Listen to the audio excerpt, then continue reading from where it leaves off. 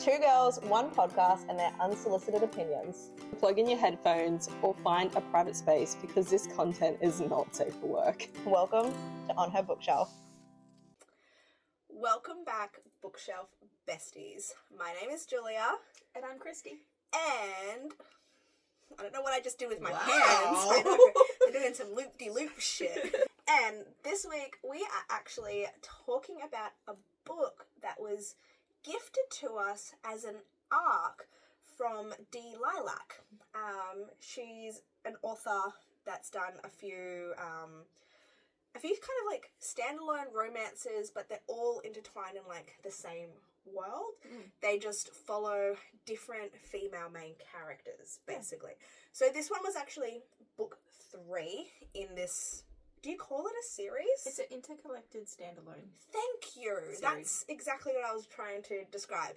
Yeah, so this one's technically book 3, and it is called The Perfect Nanny. Like, insert a picture. Yeah, I'll put it right here. Anyways, I actually really respected her for reaching out to us and being like, hey, this is my arc. It's the next book in my interconnected series that's about to come out. She gave it to both Kristie and I, and literally there was no expectations. Yeah. So we were like, I don't know, I feel like when we were given the book, neither of us were really vibing a nanny romance. But we actually read it as kind of like a palate cleanser. Well, I know I read it as a palate cleanser between The Morning Wood Tree and Get in My Swamp. I just needed something normal. I just wanted a simple romance, and I thought, why the hell not? Like, let's give a nanny romance a chance. I've never read like a single dad nanny romance book before, and it's also my first time jumping into a book not at the beginning, because that was the other thing. I was like, oh, but it's book 3. Like, will I understand the world and the characters if I dive into book 3 now without going to like book 1, book 2 first? And I can easily say it did not impact how I enjoyed the story. Often when I was reading it, I completely forgot that this is actually the third in the world. Yeah. It's that well written when it comes to telling these characters' own individual story that, you don't need to read the first 2 books. But I tell you, I am curious about them now too, because we did get a little, I guess, like sprinkle of the other, main female leads from the previous 2 books in this one. But thankfully, it wasn't a hindrance to the plot or anything like that at all. Yeah, no, it was brilliant. I forgot that it was book 3 until I was reading through it, and I was like, I'm going to do more research on this author. And then I found them. Yeah. But I remember telling you, I was just, because I read it before you. You did. And I was just read it. You're such a speed reader.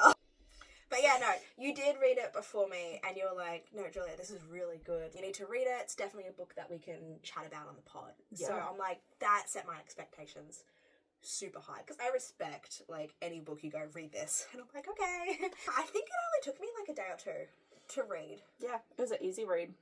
And yeah, I thoroughly enjoyed it as well. What did you rate it overall? I gave it 4 stars and 3 for spice. Yeah. Similar to me. I gave it 3.75. It was very, very, very close to a 4, but didn't quite make it over the edge. But it wasn't a 3 either. So I'm like, 3.75.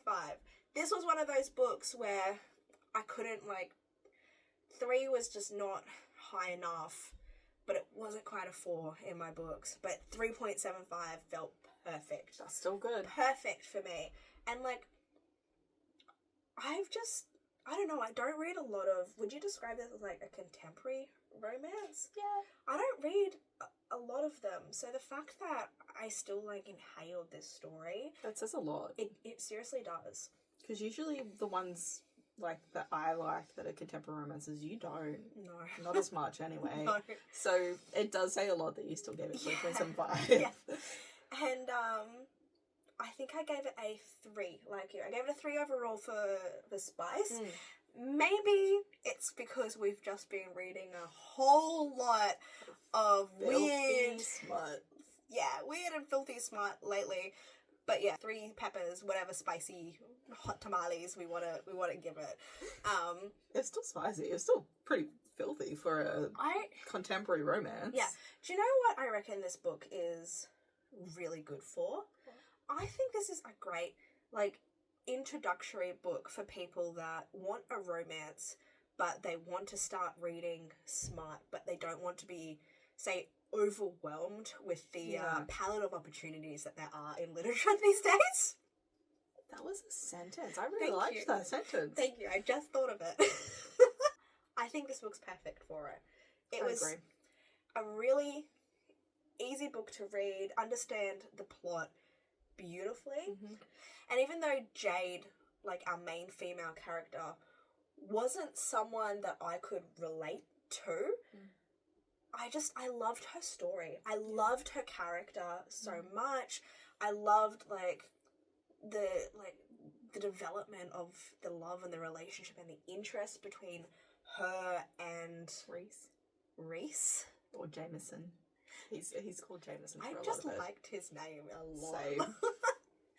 So yeah, I think this book is a great, I guess, introductory contemporary romance book for anyone wanting to like dip their toes into a little bit of smut. Yeah, it's also I don't know about you, but I had this like dream fantasy when I was younger. Like, when I finish school, I'm going to move over to the UK and I'll be a nanny and I'll fall in love with a hot UK man. Even better that he's a pop star. Like, brings me back to my One Direction days, like, fan fictions. But so this had a lot of just what if moments for you. This was Kristie's, okay, but what if I actually followed through on that dream and I went to the UK and I actually met someone and fell in love and... Yes. Yeah. Let's do content. Yeah. Content warnings first. Is there tropes as well? Yes. Okay, go for it. So content, we've got age gap. We've got addiction, flogging, and off-page sexual assault. So that is something that caught me off guard because I didn't read the triggers. So when that came up, I was like, oh, but it didn't hint at the story at all. Like, tropes, we've got a grumpy single dad, nanny, age gap romance, curvy mid-size female, which I loved. And it wasn't her whole personality, which I loved. But I think that's something that I really respected Jade about. Okay, so Jade is part of like a country duo success. They've just been touring all around America, but the tours come to an end and she was just going to go back home. When her manager was like, actually, I've got a writing gig for you, but by the way, you also have to be the nanny for this guy. And she was like, yeah, sure, whatever. She really did not want to go home. So she's like, YOLO, got on a plane, went to the UK, decided to nanny for the first time ever. I'm like, how did this even get through? But all right. Yeah. And yeah, she's literally only in the UK for 2 months? Mm-hmm. And she ends up spending most of the time at the beginning just nannying the kids when eventually the guy comes around and is like, all right, I guess we'll write music together. And they fall in love, obviously, throughout the way. The drama... Oh, what did we have it? We had a third act breakup, kind of. They weren't technically together. But then they end up resolving their issues in the end and... they get there happily ever after. Yeah. I don't know, that's the easiest way I can kind of describe it. Yeah, that's 30 seconds. Cool, nice. So anyways, the thing I really like about Jade, she rebelled against everyone in the sense that being a country music star, her like PR team were just like, you need to have like long hair and be like in shape and super slim. So essentially what she did was she cropped her hair short, dyed it like pink, and then gained weight. Yeah. So she was the exact opposite of... they wanted. Exactly what they wanted. Yeah. And I fucking respected her Yeah. for that. And yeah, like you said before, the fact that she was like a curvy main character did not hinder like my perceptions of her, because I know it's something we've talked about before, but when a flaw or a trait like that becomes their entire personality, I don't like it. I need you to just have something else about yourself.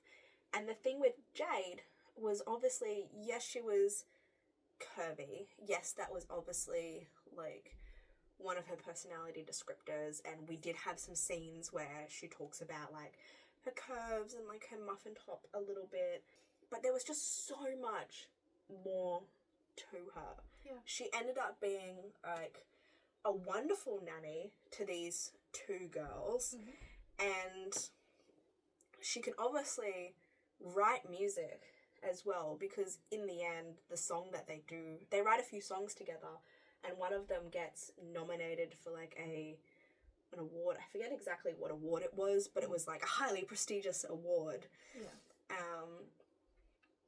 But no, there was so much about her character that I liked a lot. I loved her. Yeah, so she goes to the UK and becomes a nanny, and he's the grumpy single dad, and he wants nothing to do with her, but you can tell that he has a thing for her, but he doesn't want to because his kids are his number one priority, which I respect. But we find out that Rhys Jameson used to be a teen pop star in a boy band. I loved this so much. I loved it so much as well, especially because his best friend's name was Harry. I was like, I see you. But yeah, he hides it from the world so his kids don't get impacted by it, essentially. You know, he's a grown man now. He's not a teen pop star anymore, and he shelters his kids a lot as well, though, which I was like, that's not how you parent. Well, I guess. Yeah, but that was also like a really good opportunity for Jade to help him like overcome a lot of his, I guess, parenting insecurities. I mean, like, when you're a grown-ass man parenting two girls, especially one that's about to turn 16, yeah, that's a huge milestone. Yeah. So I was actually so thankful that Jade like popped up in their life, because she kind of gave Rhys the reality check on like, yo, I've been a 16-year-old girl before. The more you shelter and make it harder for them to do the things they want to do, they're going to get, I guess, even sneakier and trickier, hiding it and doing it behind your back. And it's exactly what happened. And exactly. Like, he was full, like, tracking her phone, and she wasn't allowed out. And but she could have Instagram, but she wasn't allowed to, like, follow or talk to, like, any boys. So what did she do? She worked around it.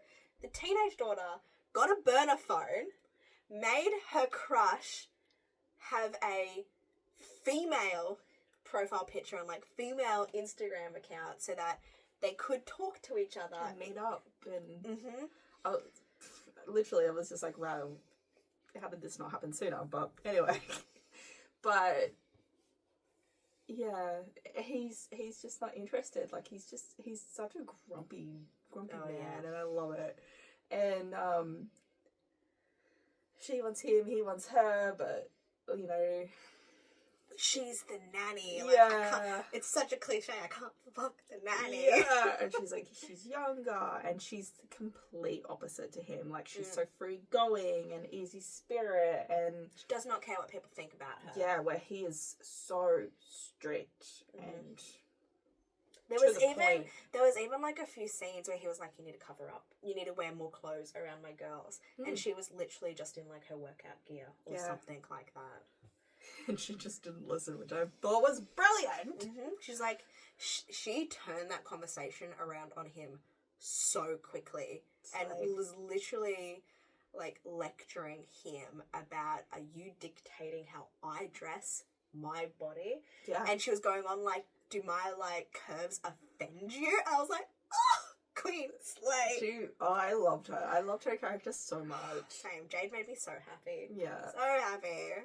And he ends up giving in eventually. There's a scene where he takes her out, because it's for sightseeing. He takes her out to London. Because he had a business meeting in like London, and the girls were at the mother's sister's, like their auntie's place, and I loved this. So he he has, I guess, an arrangement with one of the girls he's in business with. I think it's like a not a strip club, No, it's like a it's like a a salacious couple's players club. It's like a couple's nightclub where there's entertainment for both females and males. Yeah. If that makes Yeah, it's sense. like, voyeurism and all of that sort of. But I'm pretty sure like it kind of does work as like a sex club Yeah. as well. Either way, I loved the idea. Yeah, Absolutely it was loved it. really cool. It was like cool. And we're introduced to this character that he has this arrangement with where he's like... It's like, okay, whenever... Can you explain it? I can't. Yeah, okay. It's his fuck buddy. That's essentially what she is. But it's like this no strings attached arrangement. Like he has, okay, the only way I can really describe Jamison's needs is like, you know how Christian Grey, I was literally thinking 50 Shades of Grey. it's trying to describe to Anna, like, no, I have needs, like, you'll never be able to fulfill my needs kind of thing, and like trying to like warn her away. Yeah. That's like the exactly easiest way I can describe what Rhys Jameson's needs were like. So he has this arrangement with, like, I guess a business partner where anytime he goes to London and they get the penthouse, you know, she'll come over and she just helps him fulfill his needs. But it's kind of like an arrangement where he doesn't actually sleep with her. He's just really into flogging. Mm. And that's like the big kink in this book is he just really likes flogging. Mm. And something I actually liked about the book was it was just this one single kink that was like the big thing. I'm like, yes, it was like a touch on like the BDSM side, but it was mainly focused about this one thing that he liked. And I liked the simplicity of it. Anyways, so he doesn't fuck her, but they usually have another female for the girl because she's only into women. Mm-hmm. So it's like this weird arrangement where the two of them, they get together, they have like another female join in, and like the two girls have their good times, and he can like spank the shit out of both of them. Yeah. Essentially, yeah. So But it works. he introduces Jade to that. Okay. It caught me off guard. Okay. When we're talking about sex scenes in this entire book, this is the one that I remember the most. It had me like turning pages going, holy fuck, what is literally about to happen next? Because, yeah, like Jade and him are sharing like the penthouse apartment, and like earlier in the night, like he's already slipped like the hotel key card to his, I don't know, friends with benefits, friends with spanking arrangements, I don't know. And I'm like, Jameson, what are you doing? Like, Jade has feelings for you. You have feelings for Jade. And what, you're just going to, like, spank this girl in the room next door? Like, how is this going to work? And so, I think they both go back to the penthouse. And they both go back to, like, their rooms. But then, like, she gets down to, like, just her lingerie. Mm-hmm. Comes out and is just being very forward with Jameson about, like, what she wants. Like, this is what I respect about Jade. She fucking goes after it. Yeah. And things are literally, I'm like, okay, here we go. Like, we're gonna have something. And, the door opens, or the elevator, whatever it is, the door opens, and in walks the other woman. And I'm just like, holy fuck, like, what is about to happen? Because if I was Jade, I would have been pissed. Yeah. I would have been so angry at Rhys. But this other woman, like, sees the situation, and she just walks in so confidently, like, oh, you've already picked a new plaything for me tonight? I was like, what is happening? I was on, like, the edge of my seat. I'm like, what is Jade gonna do? Like, and she fucking just rolls with it. Yep. And it was the hottest fucking scene I've read. My mouth was just like on the floor at this Yeah. stage. Because this scene, this was something else. I have not read anything close to it in like any of the books that I've read. And I liked being caught off guard. It was beautiful. It was so fucking well done, and it was hot. But like the thing is as well, nobody fucked. No. It was him taking out his need on Jade. He was while flogging her. The other chick sung praise. Like she was just talking her through it. Like, you're such a good girl. Like, you're taking this really well. And like, you need to tell him what your limits are. It was just, here she was. Like, obviously this, I don't know how to describe her. But like this woman, obviously like so in touch with, I guess, her sexual side. Just coaching Jade through everything, and Jade just fucking rolling with it, you know? Yeah. This book, highly recommend, even just for that one scene. It was... Yeah. I don't even know how to go on from that, because that scene was just... Even just thinking about it, I'm getting a little warm again. I'm like, Literally. oh, yes! It was just fucking brilliant. I'm flabbergasted. I'm gonna go take a cold shower. Yeah. It just caught me off guard. It really caught me off guard. I was not okay, but I should know better, because it's always the cute little romancy, cartoony covers are usually the fucking filthiest. I should have known better. I wasn't expecting any smart. Maybe a little bit of cute romance, you know, but nothing, you know. For those listening, she was just waggling her eyebrows for like 2 minutes. Oh. No, I agree, but this is what I mean, where I'm like, this book is a really good kind of like introductory book where you're gonna get your romance between like two main characters, but also you're just gonna dip your toes into the smutty side without being too extreme. Yeah, because there wasn't too many scenes. No. Okay, one of my, I can't even say irks, just something that I didn't vibe with the book, was I think I just wanted a little bit more tension between Jade and Jameson. Because I feel like when they did finally like start coming together, it just happened so quickly. Like, they went from just being, I guess, like nanny and like writing partners to, oh my god, they're having sex. Really?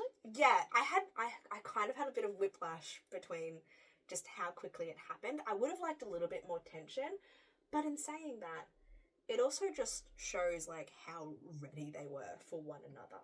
And both these people, like, yeah, Jameson had his, I guess, like, his arrangement with this girl, but he didn't actually sleep with her. Like, he hasn't had sex in a long time. And the thing with Jade, she also hasn't had sex in a little bit either. Yeah, and she just doesn't like recently believe gone in, through a like, love breakup. sort of thing. Yeah, and she tends to run from her relationships as soon as it starts to look serious. Yeah. So it was nice that she finally found someone. Yeah.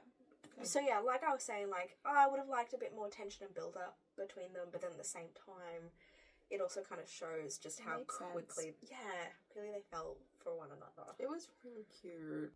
But, okay, no, I fucking loved Harry's character and his girlfriend. Yes! Or wife, or him and his wife. I want their story. I loved them. Harry is like a cousin or a friend to Jameson. He's like best friend. Yeah. They were in the pop group together. I know. But, yeah, Harry was fucking hilarious. He was brilliant. He was the one that was like picking on Jameson before the nanny arrived, just being like, oh, you're gonna get like a hot nanny and you're gonna fuck the nanny and, you know, you're just gonna live a little, just, you know, have some fun. She's only here for 2 months, you know? And then obviously when Jade shows up being a hot nanny, fucking Harry was just like, called it. I made this come true. Told you so. You're welcome. Nah, he was brilliant. But yeah, and he had his hot nurse wife, and they just had like a baby But even though we only got like a few chapters with them in it, the chemistry between those two, honestly, relationship goals. Literally, they were perfect. Yeah, they were perfect funny. for each other. I would read a book about them. Literally, totally would. Hands down, I will smash that book because, yeah, you don't even get that much. They're just side characters, and I fucking loved them. They were well done. We do get like a scene towards the end where Jade returns back home to obviously confront her family because she's been avoiding them for a few years. You know, while she's been on tour, and there was just like some unresolved issues between all of them. Yeah. And obviously she's now in love with like Jameson. Jameson loves her and she wants to live in the UK and she wants to be like a stepmom to these two girls. I tell you, she fell into like the mothering role perfectly. Yeah. So perfectly. And so she goes back home to obviously confront her family, and obviously Jameson comes along as well. So does Harry. And as it turns out, because Jade was the younger sister, she had just missed out on the hype that was the boy band that Jameson was in, but her sisters did not. They were the #1 fans. They had a fan club and everything. Posters on the roof to like stare at while they were sleeping. They were obsessed. This is something that I thought was so hilarious, that Jade was literally nannying for someone so famous, and she had like no fucking clue who it was until like 3/4 through the book, and she's like, "No way, My sisters would love you." Yeah. And so the sisters, like, the older sisters had like this fangirl moment when like they opened the door to obviously their like teenage idols, which was so funny.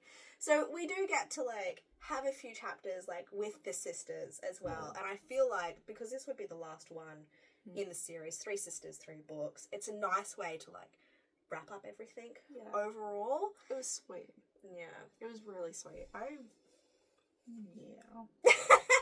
It was a really good book. It was. It was. I'm happy I read it. I'm happy that we had the opportunity to read it, and we were gifted like the art copies for this story as well. Yeah. Thanks, Lilac. Yeah, seriously, thanks. Indie authors, like, if you have a book and you want us to read it, seriously slide in our DMs. I had one actually this morning slide in. And, Stop it. Yeah, and it sounds really good. So I reckon we should read that. So seriously, if you have a book and you think we might enjoy it, just send it our way. We might not. Look, we don't just stick to one genre. I think that's fairly obvious. We read everything from contemporary romance to fantasy to monster romance and inanimate objects. I think that's wildly obvious. Dark romance to mafia to fucking you name it. I think the only thing I don't really vibe with is maybe sci-fi. Oh, okay, but that's me. Yeah, so but I'll probably still give it a go. Like, I just haven't read anything that jumps out to me yet. But like that's the thing. We are 2 mood readers, and like we created this podcast to, I mean, mainly for us to just talk about the books that we really like and enjoy, and like give these recommendations out to the world. But, you know, we do also want to talk about not just with what's trending in the book community, but also give a space to like indie authors who deserve to have their books shouted about, you know? Yeah. And we've done like quite a few indie authors on this show now, and we've become friends with those authors as well, and it's something that we've really been enjoying about the book community, is just all the friends that we're making along the way, and I guess the opportunities we've had to just network, because it's like, it's blown our mind how welcoming so many people have been. So yeah, like Kristie was saying, if you're an indie author and you have a book that you think we will like, we'll fucking give it a try. Slide into our DMs. Like, let's have that conversation. We're here for you. We're here to support you guys. Yeah. That's cute. Dear listeners, if you are looking for a contemporary romance that is a grumpy single dad and nanny trope, then we highly recommend The Perfect Nanny by Lilac. Yeah. I guess until next week, happy reading. Bye. See yous.